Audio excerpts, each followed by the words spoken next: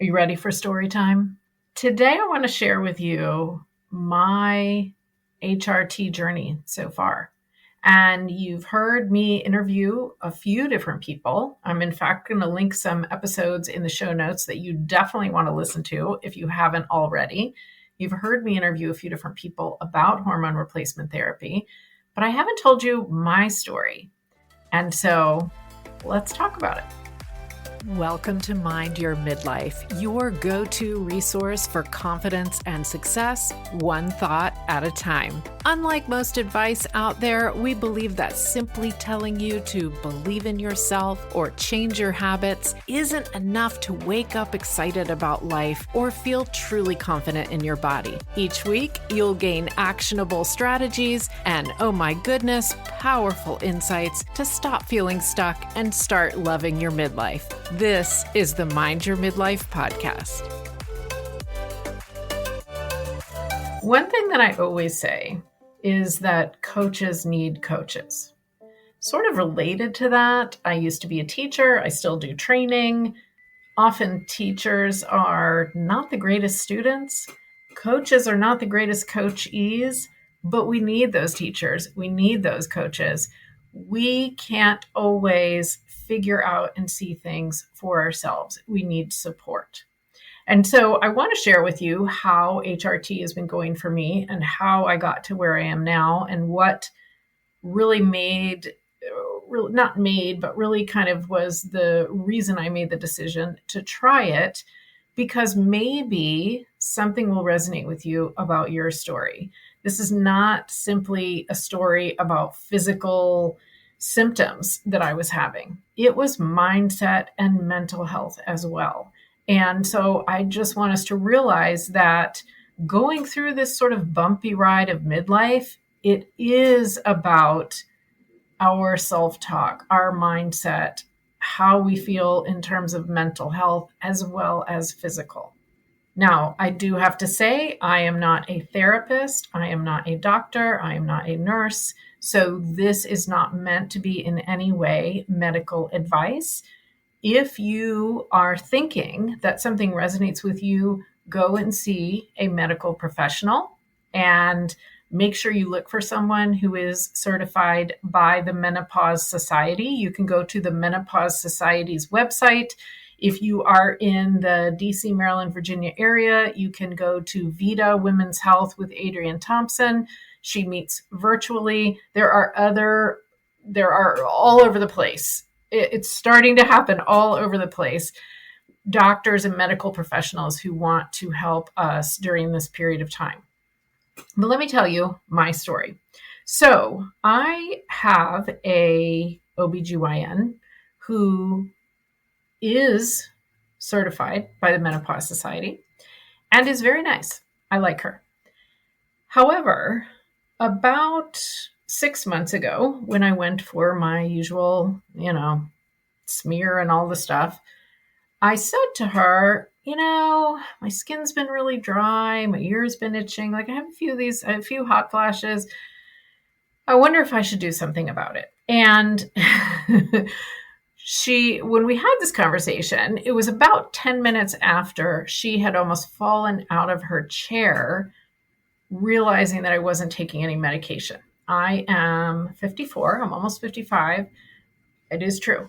I am not taking any medication besides the hormones that I'm now taking. But at that time, I was not. I take certain vitamin supplements and things like that, but I was not taking any prescription medication. And she truly was falling out of her chair about it. And if you follow me on social media, you might have seen me posting back then in the spring of this year, I think it was, oh my goodness, is it really that unusual to not be taking any prescription medication? And I had people commenting to me, yes, it is. And there were people who were commenting, that's me too, but I think it is unusual. So I'm not saying anything negative. If you need to take a prescription because you have a health condition and you need to treat it, then please do. I feel very lucky that I did not have to do that. And so what she said to me when I asked, is there something I can do for these symptoms? She said, well, are they really impacting you? And I was like, a little bit bothersome, but no, I deal. And she said, well, you're not taking anything. I don't think you want to start. She said, if it gets way worse, maybe come back and talk to me again. And that's fine. And I don't think I begrudge her saying that. But it was a little stressful for me to have the whole conversation. And so, unfortunately, because believe it or not, in one-on-one situations, I do get a little shy sometimes. Unfortunately, what I took away from that was that even if I went back, I wasn't sure that I would be able to get any help. And so I was kind of just like, I probably won't do it. And so I said, you know what? I'll go forward on my own and I'll figure it out. And my symptoms kept happening. And my physical symptoms weren't super awful. I have heard friends tell me about hot flashes that just resulted in sweat pouring down their head, down their body, whatever, wet pajamas at night, all of that. Mine weren't that bad. It just sort of felt like I was like a cartoon character that just burst into flame occasionally. And then it would stop. I was a little annoyed at always being like the tiniest bit sweaty, almost like glistening. If you've heard a woman say that before, I was a little annoyed about that, but it wasn't that bad. I think possibly one of the most annoying physical symptoms I had was my ears itching. What in the world? That actually is a menopause symptom. My ears were itching all the time, and I didn't think I should be walking around like always with my finger in my ear, itching it. But truly, it was really bothering me, and it is a real symptom. So if that's you, I understand. My skin, I felt like my cheeks were starting to sag a little bit. You know what I mean? My skin was getting dry, and I already have eczema issues, and I already have very, very dry skin, and I'm very careful about what I use on my skin because I'm allergic to half the world of skincare, basically. Well, maybe more than half. So I was a little annoyed about that too. I'm just getting drier and drier and drier everywhere. But I was living with it. And what happened then was that this summer, maybe like early fall, I went for my physical.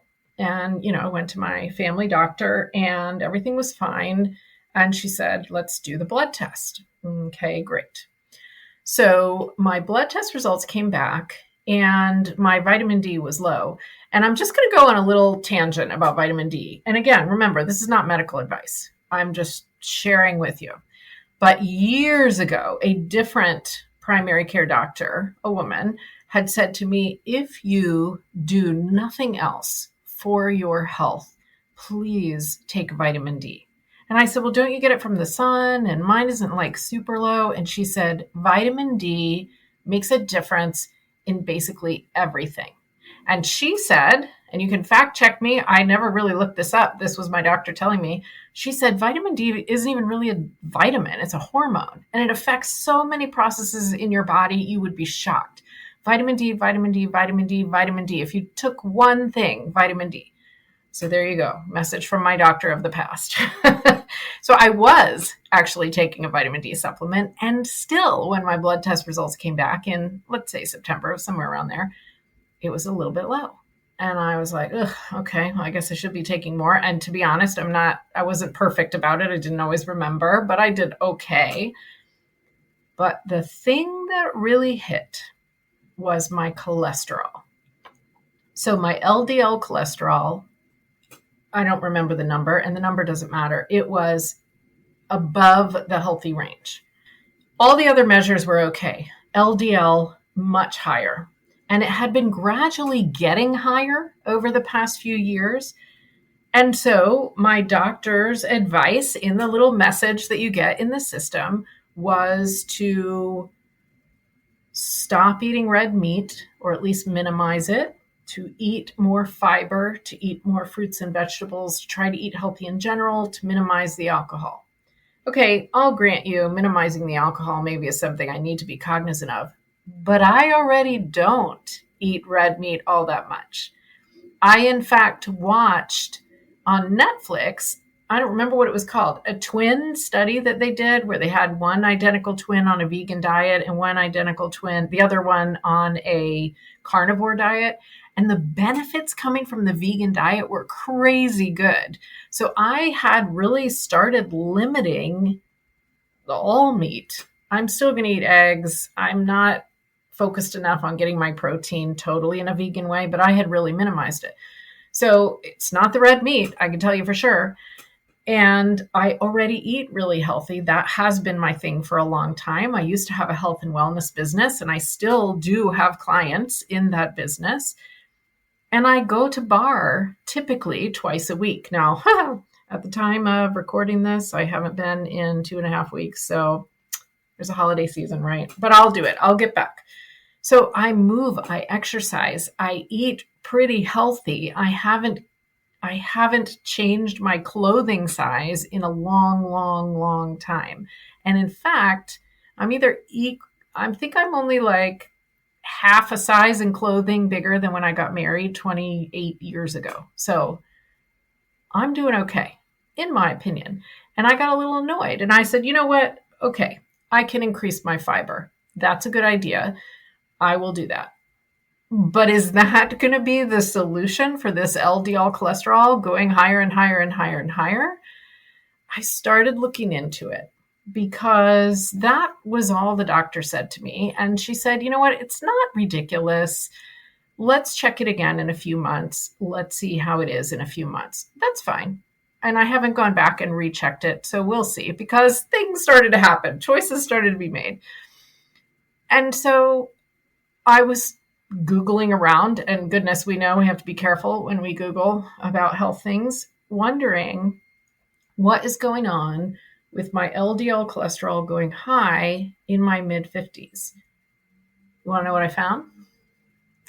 It can be something that happens in your body when your estrogen drops.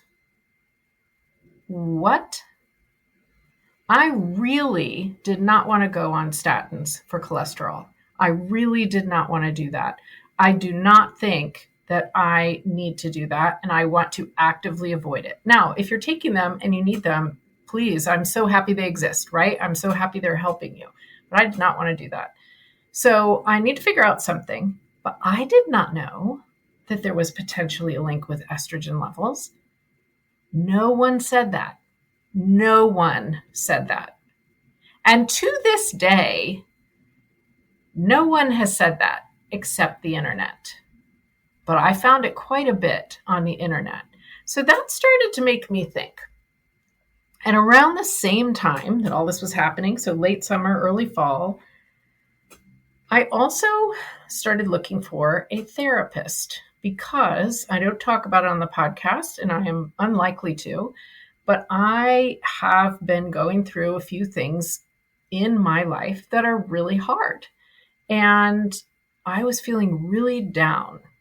And I have known multiple people who have had depression in a way that they needed medication, they needed treatment. I've seen it. I've seen what it can look like. I've not seen every possible way it might look.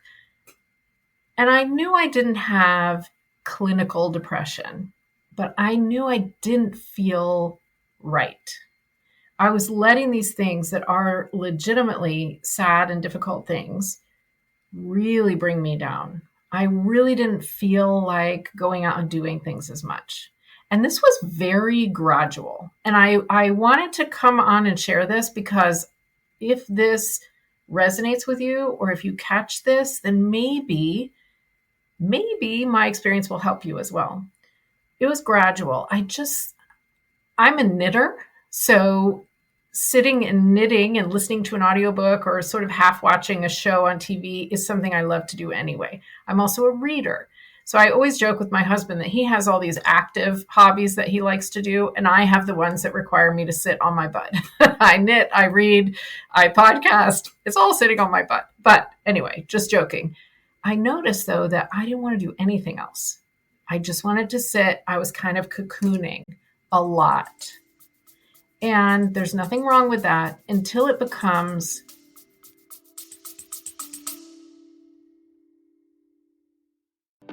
quick pause. Because if the voice in your head is way harsher than how you'd talk to a friend, this is for you. This month On the bonus episodes in the Confidence Deep Dive mini-series, I'm talking about how to stop being your own worst enemy, calling out the mental traps we fall into, and helping you change that self-talk you would never use on anyone else. Go to Mind Your Midlife on Apple Podcasts and click subscribe, or go to CherylPFisher.com/bonus episodes. See you there.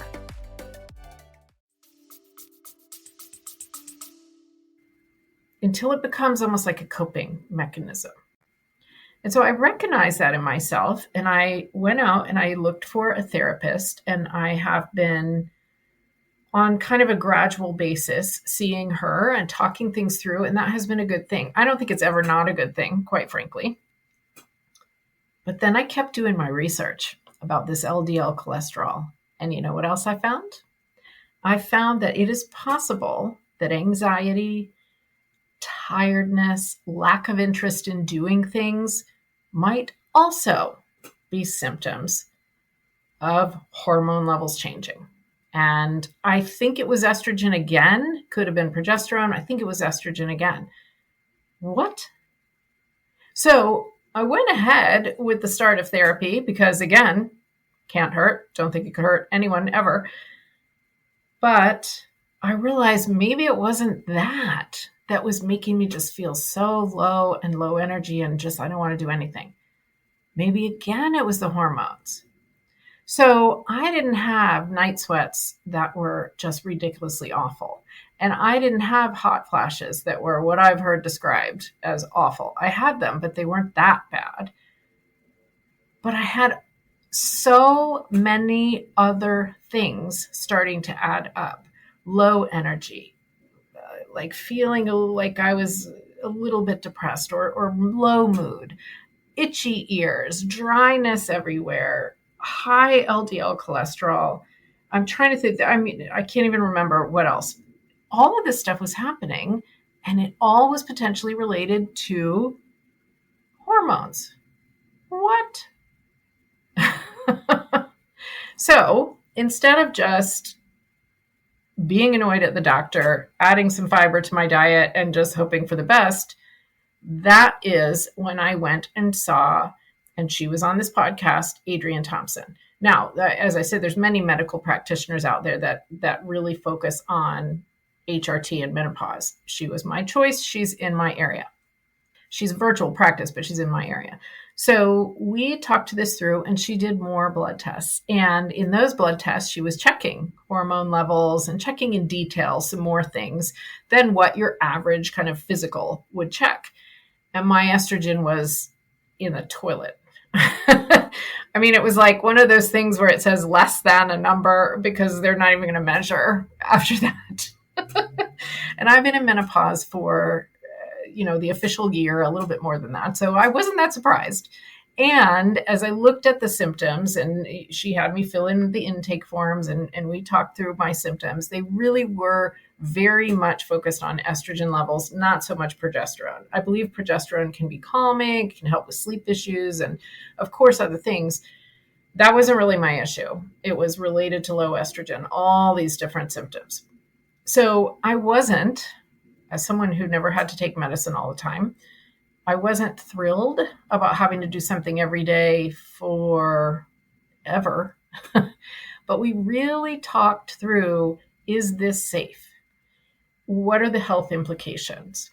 And we talked about the fact that cardiovascular disease is the number one killer of women. Well, what affects cardiovascular disease?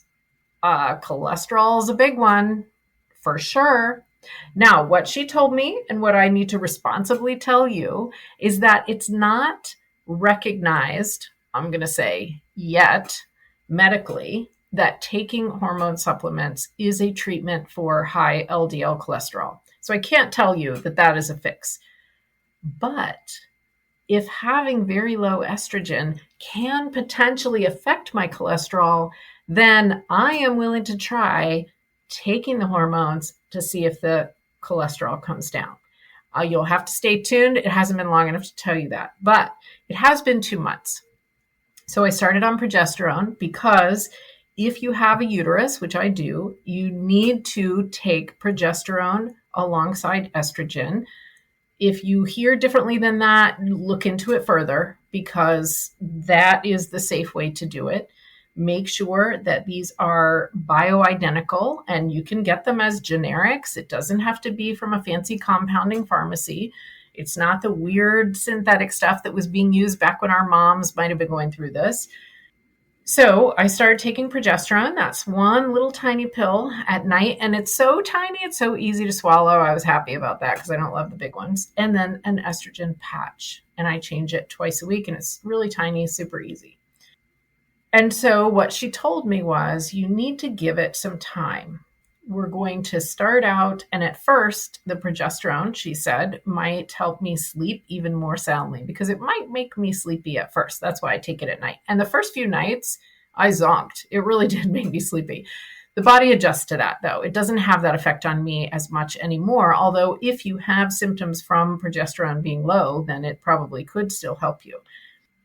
Then she said, just let's give it some time. In my head, I'm thinking a couple months with the estrogen as well, and let's see what's going on.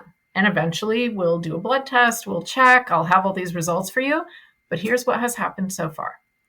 My flipping ears do not itch anymore. And truly,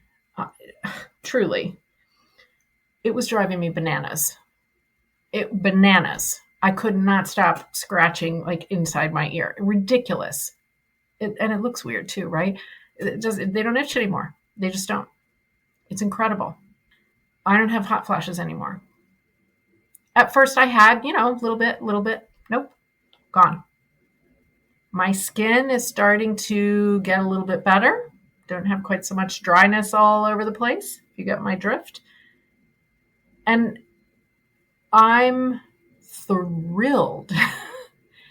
And then I've been sitting here trying to evaluate, okay, how about my mental state? Do I have more energy than I had back in like August, September? Do I feel like doing more things? And you know what? I do. The issues that I was dealing with at that time are still issues that I'm dealing with at this time. And they're super sad and they're super difficult. And yet I find myself wanting to get off the couch and wanting to do things and feeling a little bit happier about it. That just malaise might be the best word for it, is lifting. And I can't believe that maybe I would have gone through that and had no idea that there was something that would help. It's incredible. I even said to my therapist maybe a session or two ago, I started this because this was really, really bringing me down and I was worried. But I also think that might have been hormones. And she said, absolutely could have been. Absolutely could have been. Incredible.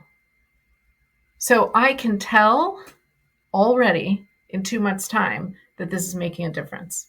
And if you saw my social media the other day, I was mentioning that someone that I know that I saw in person recently came up to me and said how impactful that episode with Adrienne about how to talk to your doctor about things like this was for her. And she went to a practice who actually listened to her and took blood tests, and she's going to be starting on HRT as well. Incredible. Incredible. And the research is there to show that for most of us, this is safe. Now, you might be in the group where hormone replacement therapy is not as safe for you. And so there are other things. And doctors, again, who are certified by the Menopause Society have been taught those other things. There's been this kind of 20-year gap where doctors just weren't educated about what we were starting to find out was actually healthy and okay. And that's what the Menopause Society is trying to change. Hypnosis, believe it or not, is a good option. There are non-hormone based medication options that may be good for you.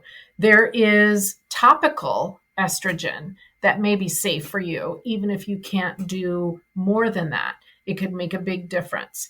So There are so many options. And I am telling you that sitting here now, realizing that all those symptoms were starting to go away and feeling so hopeful about whenever I go and get my blood test and I look at that LDL number, that it is going to come down, feeling so hopeful that I'm actually doing something that will make a difference in my overall health, because then we have bone health that is going to be better, most likely because of appropriate hormone levels.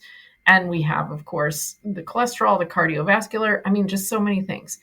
I'm feeling so optimistic about that and so happy that I stood up for myself and I said, maybe these aren't horrible, awful things, but they aren't great either. And I want to do something about it. And so that's my story so far. I would love to hear from you. If you have a similar story or if this helped you at all, find me on social. I'm at Cheryl P. Fisher all over the place. Remember, Fisher is spelled Fischer. Tell me what your experience was. It will not be a bot answering you. I answer DMs. Now, we are smack into the holiday season right now. I hope you have time with family and friends, and I hope you are enjoying it. I know there can be strife. I know it can be up and down. That is the case for me, for sure. So I wish you happy holidays. We'll be back next Friday, so make sure you hit the follow button, because I have a guest on next Friday, and we are going to talk about vibrant aging. And you're going to like this discussion. And in the meantime, keep remembering that now is your time to take just a little bit better care of yourself on the inside and on the outside. Your mind, your mental state, your mindset, and your physical health. Just a little bit better care makes a huge difference.